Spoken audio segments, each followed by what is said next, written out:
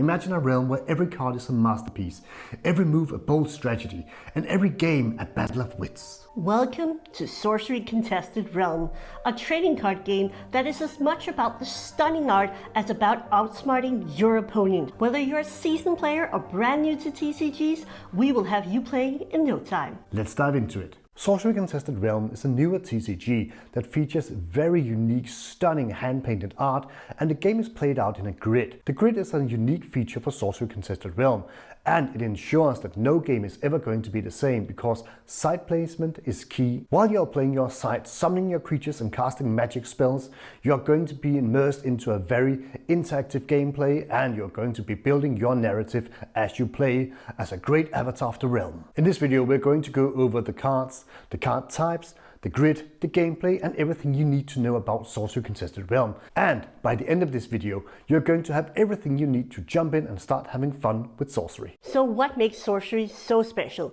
Well, first up, for us and also for many other people joining the game, it's the unique hand-painted art on each and every card and a very minimal text box that really lets you enjoy the art, that is also really synergistic with the actual gameplay and mechanic of the card. The gameplay really offers a lot of strategic depth that might not be apparent when you look at it for the first time, but because you're always building out your realm with the sites, there's a lot of different complexity levels that you can dive into and really enjoy. Something really unique is the dust reward system. Every time you open a box and you scrape off the QR code on the bottom of the box, you will receive 100 dust points.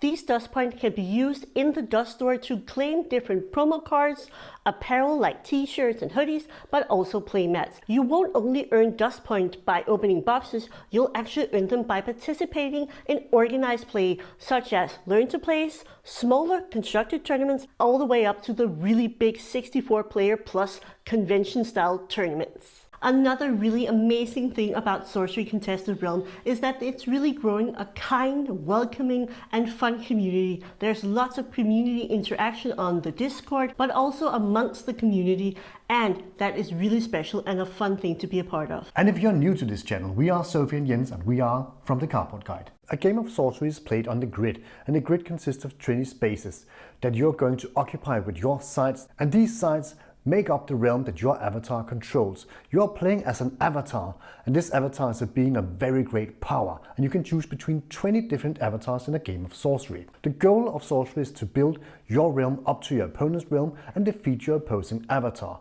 Each avatar starts with 20 life, and once you get to 0, you go to Death's Door. Death's Door opens up for a little mini game of sorcery, but the following turn you will be able to kill them.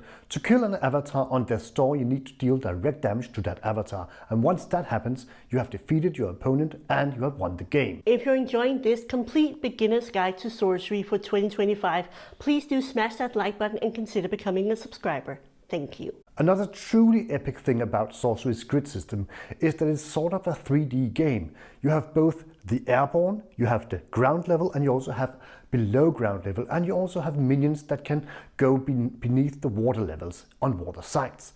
So that gives a very strategic element to a game of sorcery. One last feature on the grid is the void, and void is all the space not taken up by any sites yet, and some minions can even traverse the void and move across it to attack your opponents from the void. In Sorcery Contested Realm, you're going to have 2 decks. They function as one, but they are actually 2 separate units. First up, you're going to have your Atlas deck. In your Atlas deck, you're going to have all of the different site types that you're going to be playing and building up as your avatar. These can include all 4 elements of air, water, earth, and of course also fire. Both basic sites, but there are also more complex sites that will have higher rarity and can do multiple other things as they enter or exit the grid. The other deck is going to be your spellbook. In your spellbook deck, you're going to have 4 different types of cards: minions, artifacts, spells, and auras. Right now, we're going to take a look and break down the typology of a sorcery card. As you see here on Coral Reef Kelpie, you have to pay 3 mana, and the threshold cost is a once a time requirement. So if you have a site that has water, you can now cast Coral Reef Kelpie. On the right side of the card, you can see that there is a number 3, which is both the power and the defense. And down below, you see an ordinary beast of tidal wilderness. The ordinary is actually the rarity of the card that is always written into the type text of a sorcery card. Down below, you will have the rules of the card and also the card mechanic. This card has Submerge, and Submerge as a keyword means that this minion can go below water on all the water sites. For our side card, we have Red Desert, and here it says it's an ordinary side of Blight. We get 1 mana, of course, from the side as a resource, but you also get 1 elemental threshold that in this case is 1 fire. Down below it says Genesis. This is when the card comes onto the grid, and here you can deal 1 damage to each minion atop a target nearby sites, and nearby, we remember, is of course always the 9 grids around the placement of the card. Sorcery Contested Realm is built up between 4 elements: air, water, fire and earth, and you also have colorless cards known as artifacts. The different elements have different characteristics. Water is more controlled kind of gameplay, fire is aggro and burn, earth is big beefy minions, and air is spells and things that flies. So you're going to have all sorts of great different flavors when you're building a deck of sorcery. An easy way to experience the elemental identity of sorcery is to pick up the PreCon decks. Each PreCon deck is built up between 1 element and is going to give you a great flavor of that elemental type. Of course, later on, if you want to, you can combine different PreCon decks to do dual decks where you combine 2 elements into 1 deck. And that's going to make up for a very great and fun gameplay. We recommend that you go pick up a PreCon deck. They might be sold out at the moment, but they're going to get a reprint. And you can also just build them yourself from the decklist featured on Curiosa.io. Also remember that in the next and coming set of Sorcery, there's also going to be new PreCon decks, so don't forget to stock up on those too. One thing to be aware of though is that the PreCon decks are not tournament legal. Right now you need to have 50 spellbook cards and 30 atlas cards. And if you want inspiration on how to build decks and just see all the great decks featured out there and featured in the meta, you can also go on Curiosa.io and see the new and latest deck lists. In the upcoming set of Gothic, you're going to see a change in the rules to constructed decks, and at that point you need to have 60 spellbook cards and 40 atlas cards in a deck. So if you're starting out, I would really recommend maybe also just watching a few games online. We've done some gaming content that will be linked down below in the description, but there are plenty of other great content creators featuring games. Also, do check out Sorcery TCG's own YouTube channel, the official one, where we see Ira and Chase battling it out on the contested realm. So here are some tips for meeting other players, but also growing your local Sorcery community. Well, first up, Sorcery has a lot of great official resources. For the main entryway into Sorcery, it's sorcerytcg.com. Here you can go to find the latest news, there's article, and there's deep dives into different artists along with artist interviews. Sorcery Play Network. This is the place you go to find out where to play.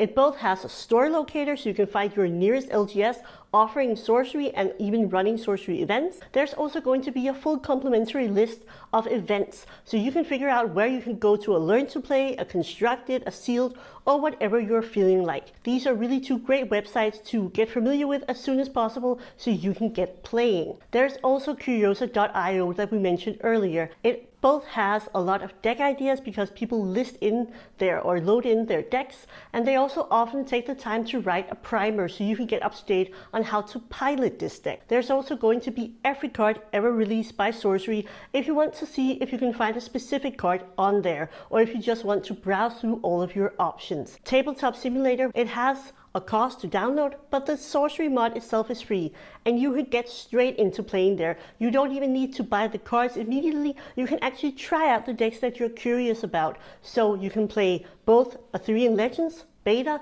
you can play Sealed, Limited, Multiplayer, and also Constructed, which is a great option for you if you're new to Sorcery. So for the content, there are so many great content creators, and there's a lot of them who do really awesome and really high level gameplay text. They also talk about different deck building options, and we will list some of them down below, but please do go search online. There are so many to choose from. And of course, there's also us here on the Cardboard Guide. We're always trying to keep you up to date with everything going on in the Sorcery community and gameplay.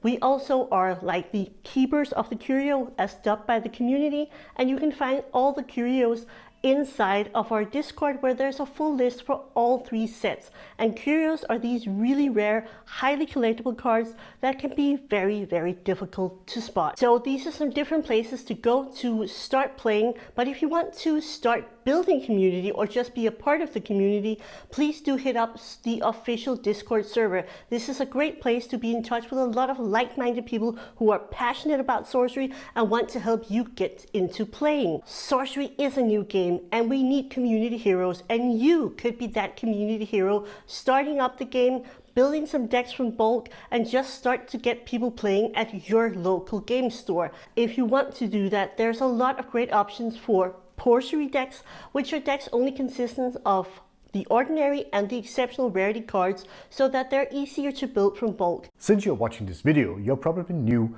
and want to get into Sorcery Contested Realm. 2025 is going to be a great year for new players.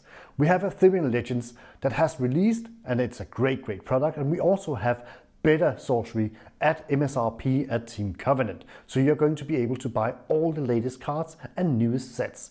You're also going to see 2 new sets releasing in 2025. You're going to see Edbeard Jr.'s Dragonlord mini set, and you're also going to see the new release of a great and big set called Gothic. So 2025 is going to be the year for new sorcery players. 2025 is also going to be a great year if you're a player, because we're going to see a lot of cool tournaments. We're going to see Sorcery Cons, we're going to see Gen Con, we're going to see Courtesan Cup. We're also going to see our own tournament, Askenbask Part 2. And we also know that Eric Skios is gearing up towards more tournament-like gameplay. We're going to see regional tournaments and maybe even national tournaments. So there's a lot of great stuff in store for you in 2020. One key aspect with Sorcery is of course the collectibility of the cards. And Sorcery is indeed a truly collectible card game. In Sorcery we have built into the cards different rarities, and many of the highest rarity, the unique cards, are very collectible and also hard to get because they are unique. Another feature is of course the stunning and beautiful foil. 1 in 4 packs in a box of Sorcery is going to contain a foil card, and these foil cards is randomly distributed between the different rarities. So should you be lucky enough to get a foil unique card, you have a truly magnificent collectible and also quite valuable card on your hands. Sorcery has a really nice base of collectors who will play the game but also collect, and there are a lot of different items that you can collect and select to focus on. Besides the cards that come out of the Sorcery box, you can also collect promo cards. So promo cards are connected to the Sorcery store kits. These store kits often include different promos, both for just handing out randomly, also a champion promo that is most desired and exclusive one. They also contain playmats, so these are some of the promos you can get outside of boxes. Besides being a really great game, Sorcery is also a very collectible card game, so it's really a TCG in its classical sense. Indeed, so we have lots of promo cards, we have lots of specialty cards that we're going to dive into afterwards. Of course the cards themselves are very collectible, but you can also just collect if you want to, for instance PreCon Decks or sealed boxes. So we wanted to take you through some of the different types of cards that you can collect. Over here you see the Punch Butcher and also the Waypoint Portal, and these are dust promo cards that you could redeem for your dust points, so you get them to the dust store. And over here we have some different kind of promos. These Bone Rabble, one is non-foil and one is foil, were in one of the first store kits, so you could actually win these, which was very cool and a really fun and engaging way to go to the LGS to win some promo cards. Up here we have a different tier of collectibility. The Border Militia might look deceptively much like a regular Border Militia, but this is in fact one of the early sample cards. If you look down here, you can see that there now is a C instead of the alpha or the beta version of Border Militia. So this sample card was printed early on as a sample just to check out the print files. Over here we have 2 really special and very unique cards. This is the Maze Minotaur and a Foot Soldier token, but as you see when we take them out, these are actually made of sturdy paper, not cardboard. And these are actually spellcraft cards. So a very early version of Sorcery, even before it was called Sorcery. And the last thing that I really want to show you is down here. We have 2 beautiful Sacred Scarabs altars by Pietro Di Siero. He does some wonderful altars. And over here we have one by Vivian Calasanz, who did an altar of the Quagmire, and this is just such a beautiful altar, really beautiful and intense colors on this card. So as you see here, there are a lot of different more niche collectibles. As you also see here, just the regular sets, especially in foil, look absolutely beautiful. We have a mixed set of both non-foil and foil beta right here.